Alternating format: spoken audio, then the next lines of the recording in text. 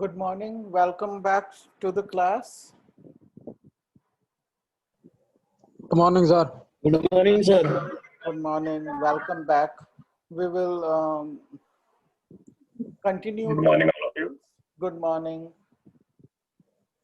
We'll continue with the numericals. Okay, we will finish it off in this class. और कल से जो है हम next chapter जो है निकोलाई वो शुरू करेंगे. ठीक है? तो Excuse me, sir. हाँ, yes sir. सर बच्चों की एक भी वीडियो ऑन नहीं है तो हाँ, वो yes, I have reminded them multiple times. I hope they will switch it on now. Right? I have written a message also. अभी please. बेटा आप सभी लोग अपनी अपनी वीडियो ऑन कर लीजिए.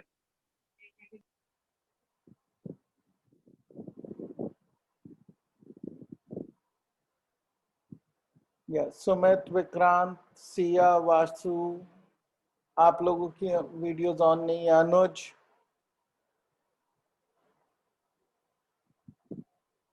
ओके ओके, बाकी लोग भी प्लीज वीडियो ऑन करिए. वीडियो ऑन करने में आई डोंट नो कि व्हाई देयर इज अ हिचकिचाहट. उसमें कोई बेटा अगर आपकी वीडियो ऑन नहीं होगी तो आपकी आज की प्रेजेंट काउंट नहीं की जाएगी. सो प्लीज अगर मैं आपके फायदे की बात कर रहा हूँ तो आप अपनी वीडियो ऑन कर लीजिए please.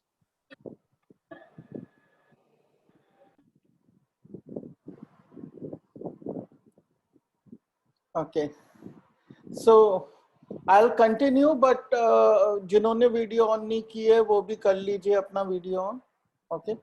The gravitational attraction between electron and proton in a hydrogen atom is weaker than the Coulomb attraction by a factor of 10 raised to the power minus 40. Right? ये चीज हम काफी पहले से we have studied this, right? Even in the introductory chapter of class 11th, right?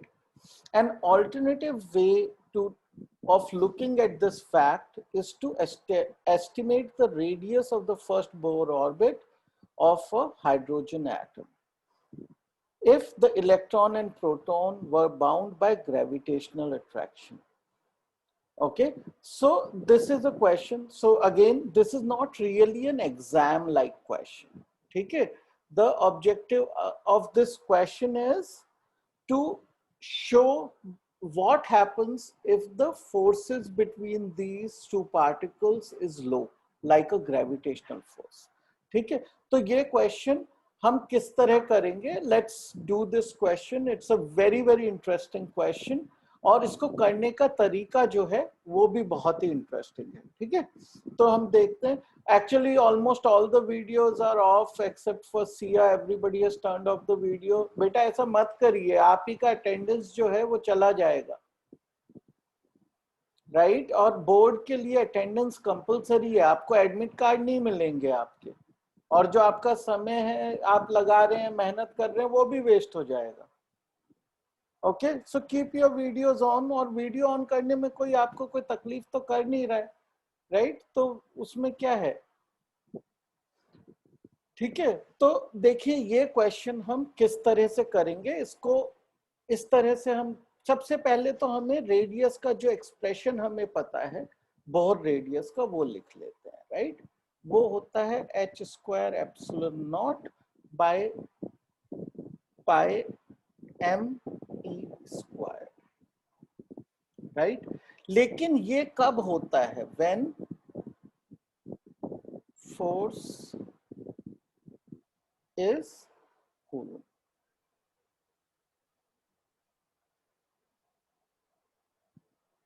ठीक है, आप चाहें तो उसको फर्स्ट प्रिंसिपल से पूरे क्वेश्चन को कर सकते हैं, बट उसमें समय ज्यादा लगेगा. अभी हम इसको जो है इसी एक्सप्रेशन को मैनिपुलेट कर कर we will work towards the answer.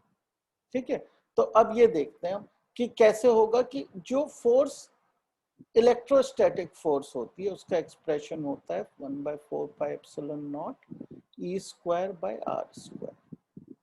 उसी तरह से ग्रेविटेशनल फोर्स का एक्सप्रेशन होता है Gmm by R square. Okay, तो 1/r² तो दोनों में कॉमन है, राइट? केवल ये वाला पार्ट अलग होता है, राइट? इसमें तो बस इतना ही है, तो बाकी r² तो दोनों में कॉमन है, एक ही जगह पे है, राइट? तो can we manipulate this to get it in this form and then replace it by this? That would be the fastest way of doing this question. So हम इसको जो है इस तरह लिख देंगे,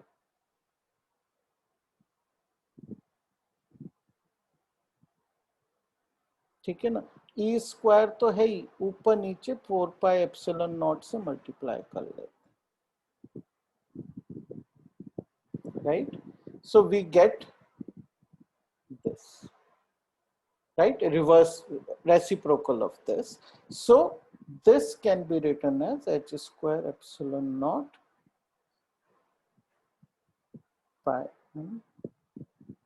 4πε0, and in place of e² by 4πε0 we can write gm, right? So ε0 will get cancelled out and we will be left with h²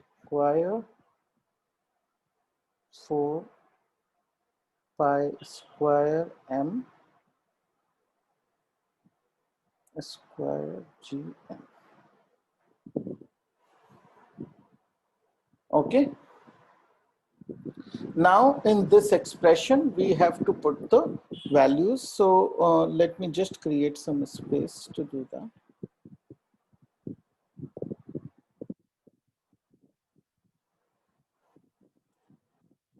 Okay, what is the expression we got? Radius is equal to h²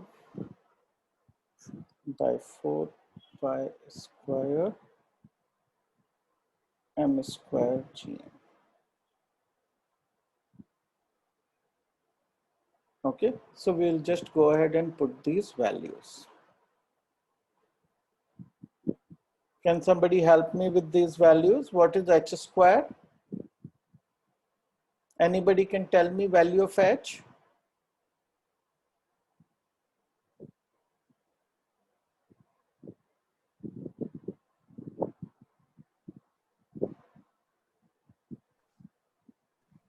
Right.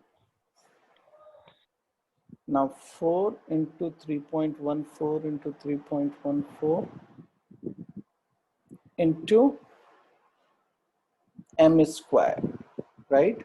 What is the mass of an electron?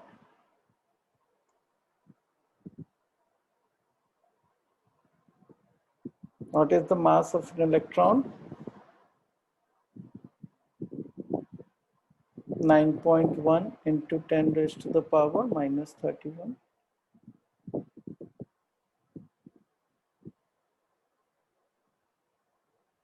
The value of G,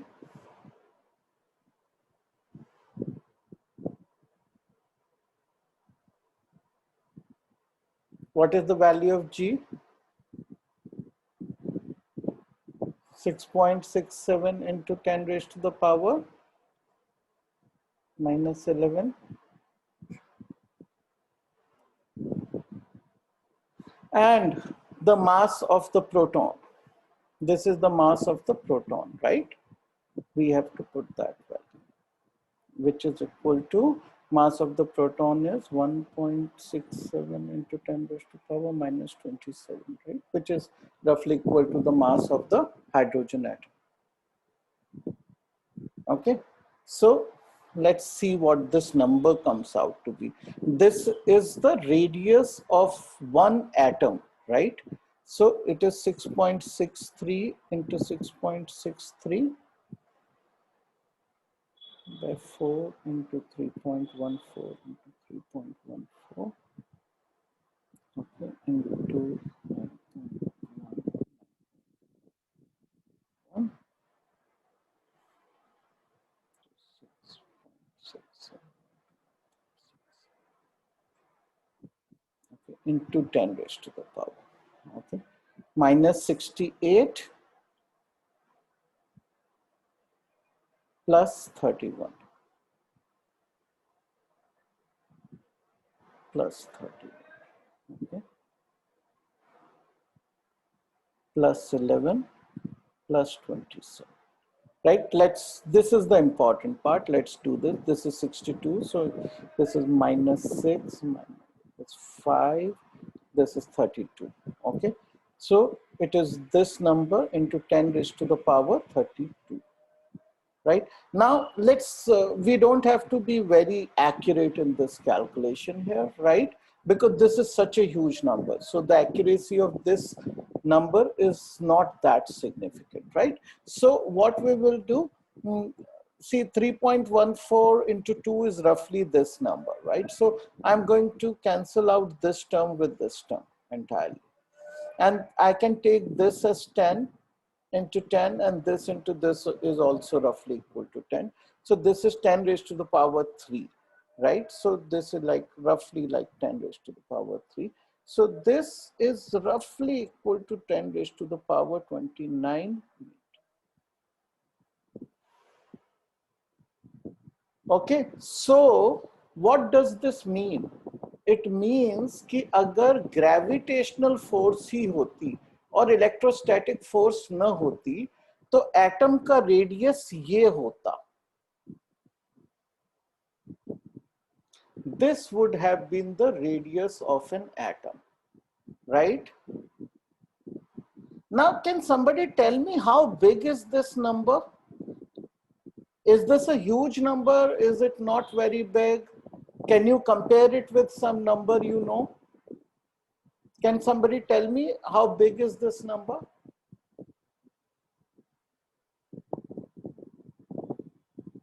Any guesses? बेटा सबके videos of हो गए हैं. Don't do that. You will lose your attendance. देखिए मैं तो पढ़ाता रहूंगा लेकिन आपको अटेंडेंस नहीं मिलेगी, and that will affect you heavily. Video on रखिए, कोई फर्क नहीं पड़ता है. और जब आप पढ़ ही रहे हैं तो प्रॉब्लम क्या है आपको? प्रॉब्लम केवल उन स्टूडेंट्स को होना चाहिए जो ऑन करके कहीं और चले गए हैं या कोई वीडियो देख रहे हैं ऑन करके. अगर आप सिंसियरली पढ़ रहे हैं आपको कोई प्रॉब्लम नहीं होना चाहिए. हाँ, तो ये नंबर कितना बड़ा है देखिए. ये number it's about 1000 times bigger than the size of our universe. This number is so big. तो ग्रेविटेशनल फोर्स इतनी वीक फोर्स है कि अगर वो एटम को बनाती तो एटम का साइज हमारे यूनिवर्स से भी बड़ा हो, right? So this is a very interesting insightful question, right? Not an exam type of question, most likely it will not be asked in the exam, लेकिन इससे आपको आइडिया लगता है फिजिकल वर्ल्ड के बारे में कि how electrostatic force changes things compared to the gravitational force. ठीक है, सो दिस हमारा एटम यूनिवर्स से बड़ा होता था. Obviously hypothetical. Take it. Let's do another question. Obtain an expression for the frequency of radiation emitted when a hydrogen atom de-excites from level n to level n-1. ठीक है, तो ये straight forward है, इसमें कोई बड़ी बात नहीं है. हमें बस एनर्जी का एक्सप्रेशन याद होना चाहिए बोहर मॉडल से, राइट? एनर्जी का एक्सप्रेशन था 1 minus 1 by n squared and a constant, right? What was that constant? It was m e raised to the power 4 by 8 epsilon naught squared h squared. Okay, this is a constant. Okay, तो अब हमें क्या निकालना है? It falls from the level n to level n-1. तो energy क्या होगी? जो एनर्जी रेडिएट होगी वो क्या होगी? वो होगी इसकी एनर्जी माइनस इसकी एनर्जी, मतलब E N minus energy of E -1, right? So वो हम लिख लेते हैं delta E. which is equal to h nu, right, is equal to En, which is the same thing. So let me write the constant outside, right, minus ns minus 1 by n squared minus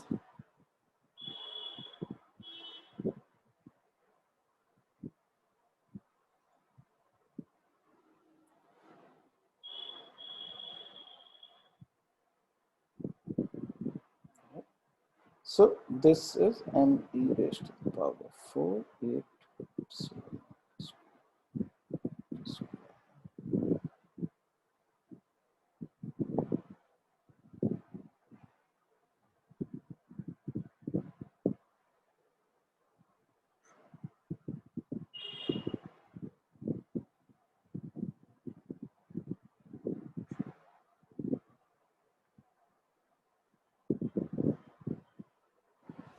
ठीक है, ये हमारा energy का expression आ गया।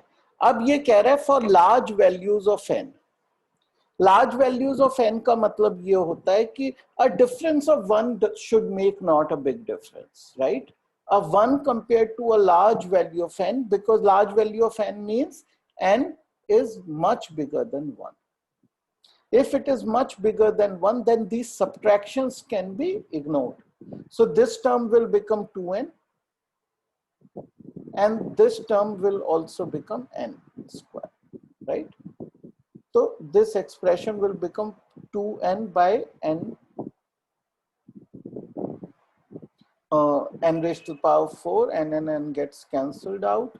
So, and we can even cancel this by 4, right? So I will get m e raised to the power 4 by 4 epsilon naught square h square n raised to the power 3,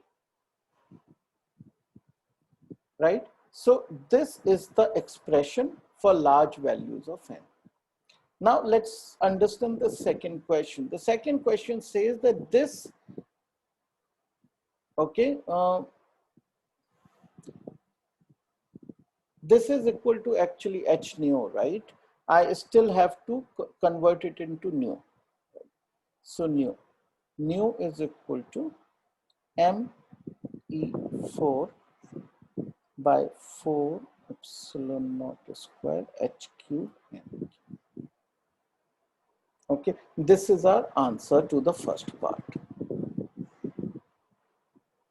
Now the question is, for large values of n, show that this frequency equals the classical frequency of revolution of the electron in the orbit. तो किस frequency से electron एक orbit में जाता है, ये उसी frequency के इक्वल है for large number value of n. हमें ये शो करना, हमने लार्ज वैल्यू ऑफ n के लिए ये निकाल लिया। अब हमें केवल नॉर्मल जो फ्रीक्वेंसी ऑफ इलेक्ट्रॉन है ऑफ रोटेशन और रेवोल्यूशन वो कैलकुलेट करनी है। वो कैसे करेंगे हम? देखिए क्या होती है, फ्रीक्वेंसी क्या है, ठीक है, फ्रीक्वेंसी ऑफ रेवोल्यूशन किसके इक्वल होती है?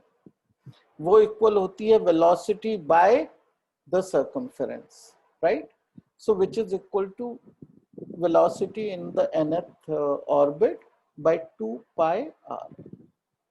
ठीक है, अब हमें जो है एक्सप्रेशंस vn का डालना है। vn का एक्सप्रेशन क्या होता है?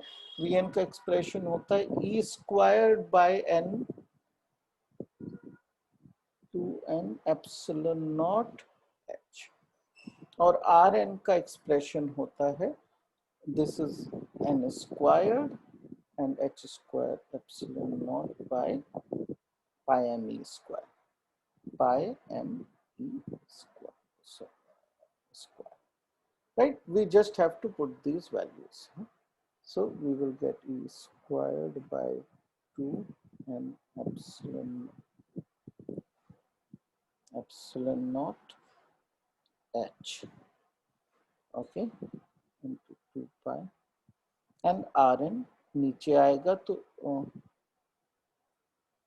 n square h square epsilon naught pi m e square. ठीक है, तो अब देख लीजिए ये पाई और ये पाई कैंसिल हो गया।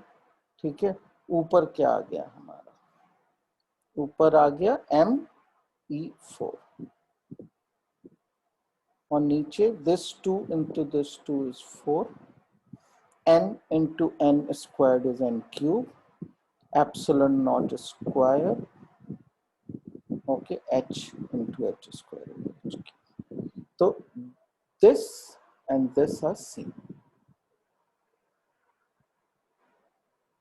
This and this are same, and hence we have proven that the frequency in which the electron goes round and round is same as the frequency of the emitted radiations by it. Okay, this is a limiting case only for very large values of n. Understood?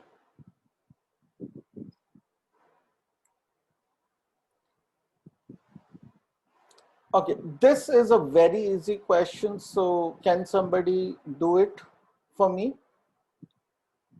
The total energy of an electron in the first excited state of the hydrogen atom is this. It is the first excited state. Okay. What is the kinetic energy of the electron in this state? कैसे निकालेंगे kinetic energy अगर total energy हमें पता है तो? कौन बताएगा ये? Sonali? Sonali, can you tell me this?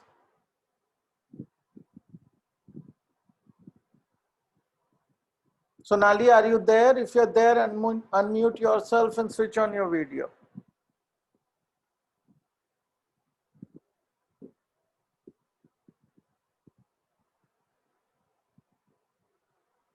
Okay, not there. Who is there then? Vikrant, आप बताएंगे? Can you unmute yourself?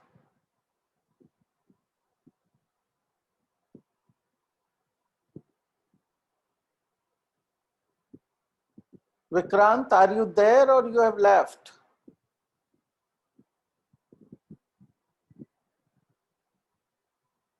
Vikrant doesn't look like he's there.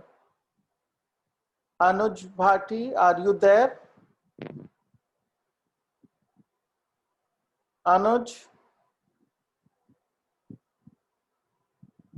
ये लोग हैं नहीं, इसीलिए वीडियो भी ऑन नहीं है इनका। सर जब ये अपनी वीडियो ऑन नहीं करते हैं ना तो आप हाँ। इनकी अभी तो क्लास ले रहे हैं जिनको, और जब आप अटेंडेंस चढ़ाओगे ना तो उनकी एब्सेंट शो करना सर उधर, ताकि जिनकी वीडियो ऑन नहीं है, क्योंकि मैं रेगुलर देख रहा हूँ तुलसी राणा है, सिया है और यश कसाना है, इन तीनों की वीडियो ही ऑन है, बाकी और किसी की वीडियो मैंने अभी तक ऑन देखी नहीं है। हाँ। सो आप जब अटेंडेंस मार्क करेंगे तो इनकी एब्सेंट शो करना सर उधर। हाँ ठीक है। और अगर आप चाहो तो क्लास से बाहर निकाल सकते हो, जो वीडियो आप करके बैठे उनको क्लास से बाहर निकाल सकते हो। नहीं रहने तो देते हैं, मतलब I am just I if there is a disturbance by someone तो मैं उसको निकाल रहा हूँ, लेकिन I don't know why they are doing this, I am really surprised, but it's okay. तो कोई और जो anybody who is actually attentive, आप बस ये बताइए, ये बिल्कुल ऐसा ही क्वेश्चन हम कर चुके हैं इसलिए मैं पूछ रहा हूँ, ये टफ क्वेश्चन नहीं है। हमको टोटल एनर्जी, देखिए टोटल एनर्जी दी हुई है किसी ऑर्बिट में, पूछा गया है कि काइनेटिक एनर्जी निकालिए। डू यू रिमेंबर कि टोटल एनर्जी, काइनेटिक एनर्जी और पोटेंशियल एनर्जी में क्या रिलेशन होता है, ताकि हम ये वो लंबी चौड़ी कैलकुलेशंस ना करनी पड़े। क्या रिलेशन होता है इनमें?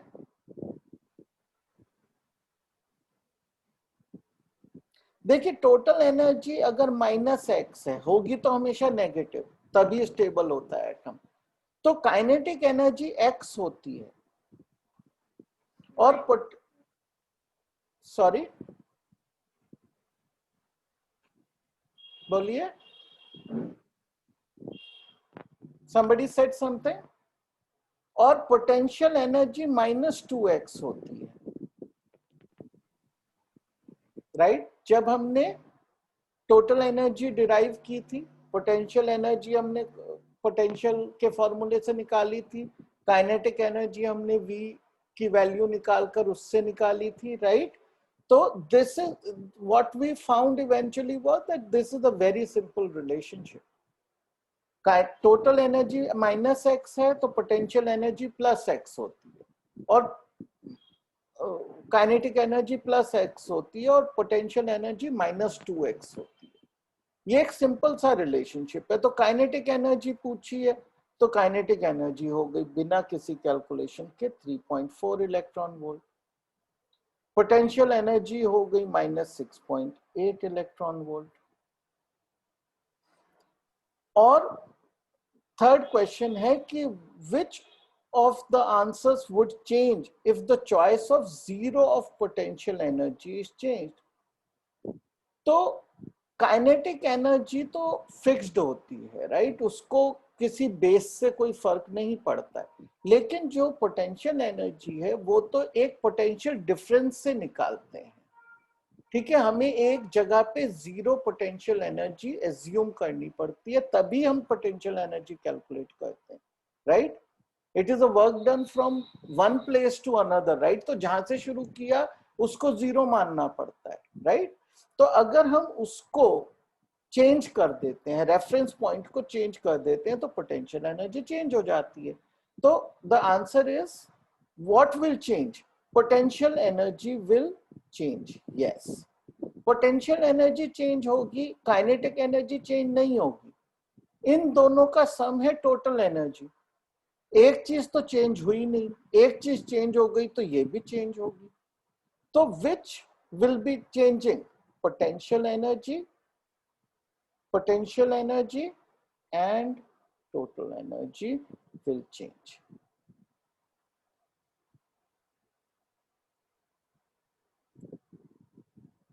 If Bohr's quantization postulate is a basic law of nature, it should be equally valid for the case of planetary motion also. Why then do we never speak of quantization of orbits of planets around the sun? ये मैंने इससे पहली class में ही calculation करके हमने अर्थ का quantum number निकाला था और उसमें ये डिस्कस किया था. Can you tell me now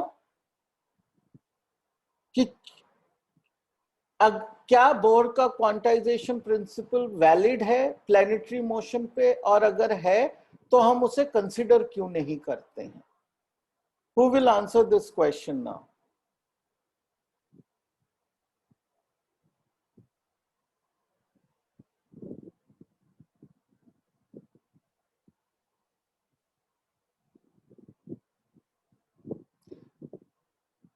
Yash, आप अपना वीडियो ऑन कर लीजिए. You had your video on, आपने क्यों बंद कर दिया?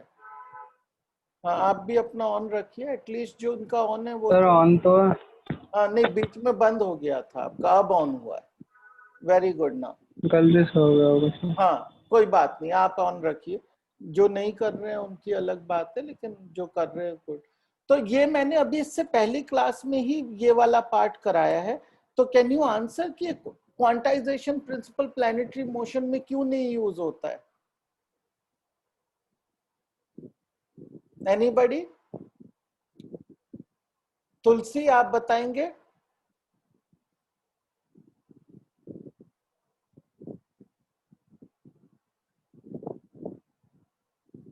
यस तुलसी.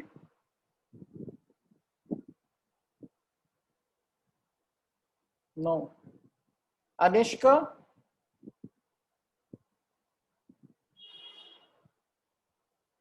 अनिष्का बेटा आप बताइए. सर कि क्यों नहीं होता है क्वांटाइजेशन प्रिंसिपल प्लैनेटरी मोशन में, हम क्यों नहीं कंसिडर करते हैं? ये हमने न्यूमेरिकल. हाँ बोलिए. क्योंकि इसे हम अपने मतलब एटम के लिए यूज करते हैं, बोर मॉडल. हाँ हाँ. for atom, not for planetary.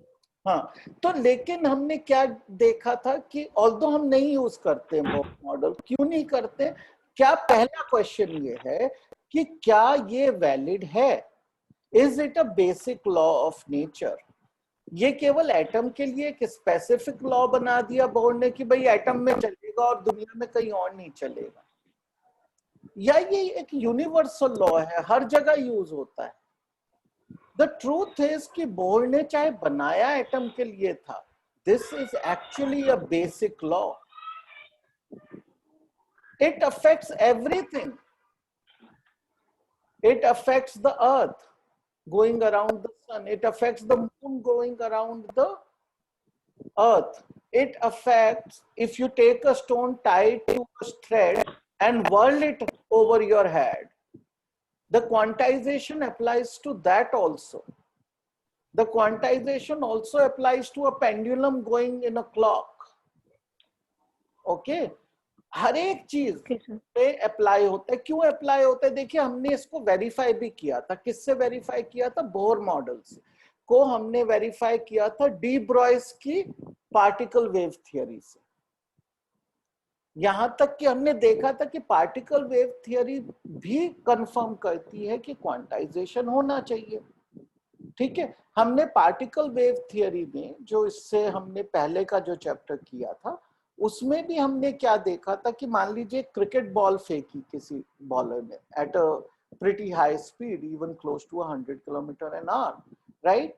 तो भी हम उसको वेव नहीं मानते हैं क्योंकि उसका जो वेवलेंथ है वो मेजरेबल लिमिट्स से बाहर है। It was a very very very small wavelength. Okay, it was even smaller than subnuclear particles. तो इसलिए फिर उस वेवलेंथ को जो इतनी छोटी है, जो मेजरेबल ही नहीं है, आप ऑब्जर्व कैसे करो? ठीक है ना?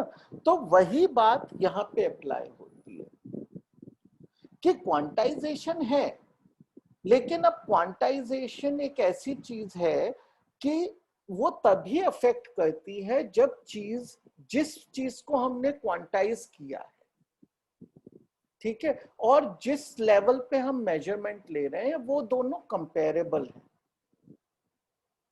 ठीक है, जैसे मैं अब आपको एक एग्जांपल बताता हूं कि मान के चलिए पानी है, right?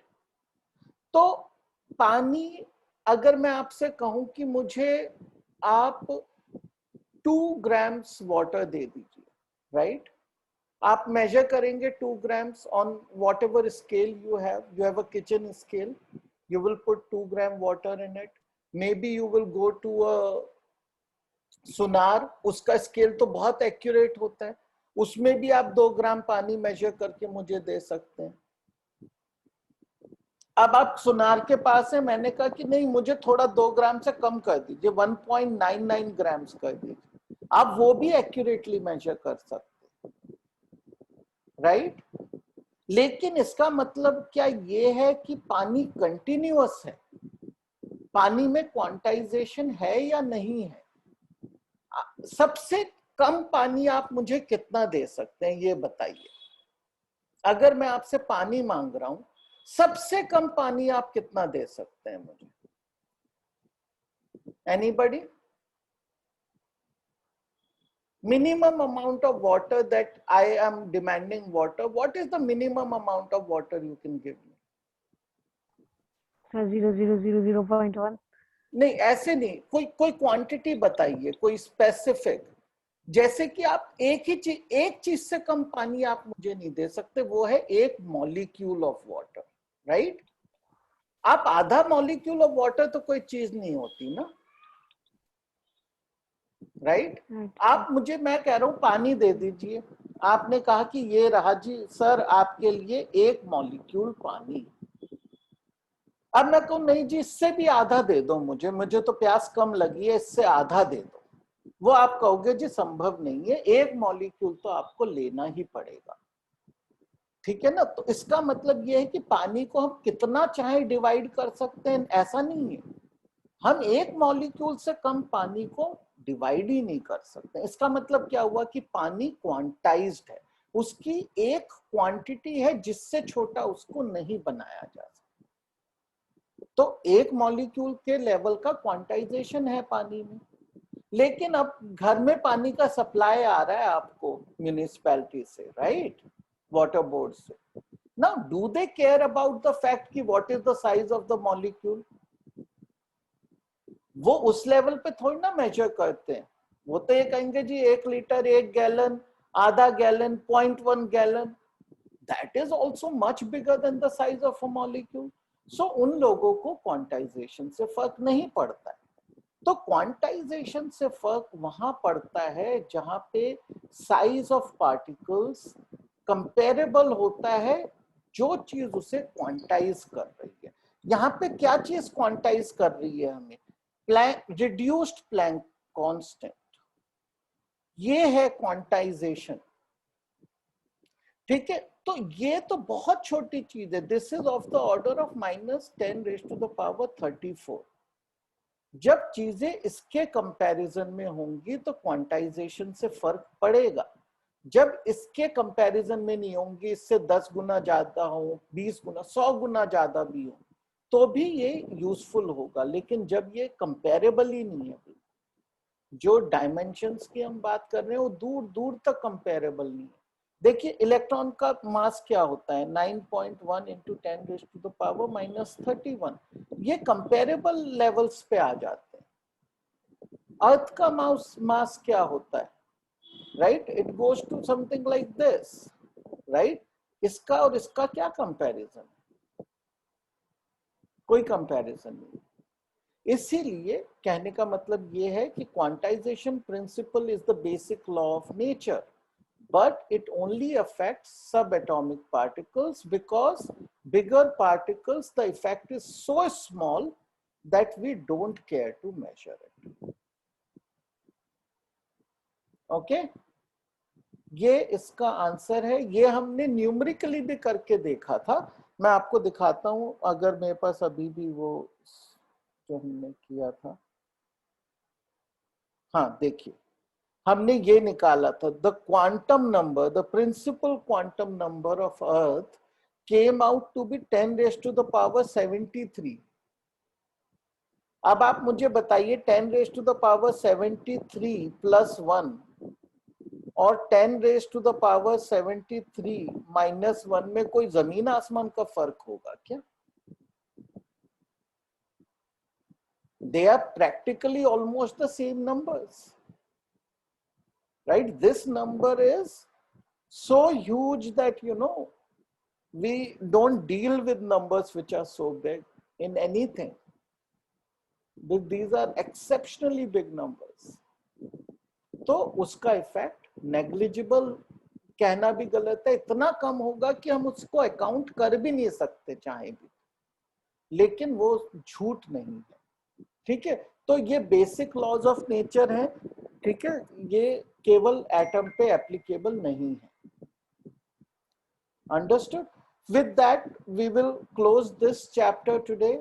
We have done practically all the numericals that are there in the book. We have gone through each concept. Please revise the chapter. Tomorrow, we will start with the new chapter, nuclei. Okay? So, उसमें हम nucleus और nuclear energy in चीजों के बारे में पढ़ेंगे। वो reduced chapter है, उसमें काफी सिलेबस निकाल दिया गया है, तो वो चैप्टर हमारे लिए छोटा होगा, जल्दी पूरा हो जाएगा। ठीक है, ये चैप्टर पूरा का पूरा आना है, ये इसलिए थोड़ा सा समय ज्यादा लगा, वो हम काफी जल्दी पूरा कर लेंगे। ठीक है, okay, thank you, bye bye and